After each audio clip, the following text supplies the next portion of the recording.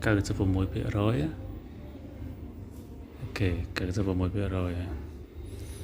លើយើងមកមើលឲ្យគុយចាក់ស្ដែងយើងវា90ប្រមាណវាហើយ96%ដូចគ្នា96ដូចគ្នា315អាំពែ315អាំពែនៅក្នុងនេះវាថា314ណា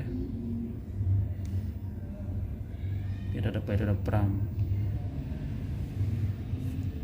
អាហ្នឹងវា96ផងអញ្ចឹងវា100%ពេញវាលើសពីនឹងទៀត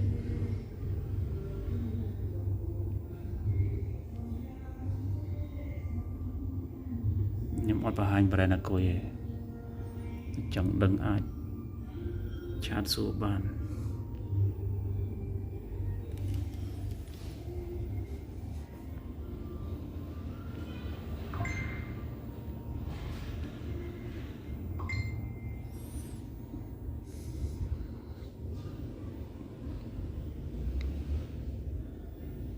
អានេះចូល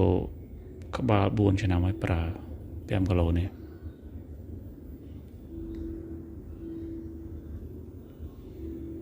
ចូល4ឆ្នាំហើយអត់ដូរទៅណានៅរហូតចូលក្បាល4ឆ្នាំហើយយើងថា3ឆ្នាំចុះពេញយើងដូរតាគុយចឹងអត់បង្ហាញ brand ជាមួយអីទេតែប៉ុណ្្នឹង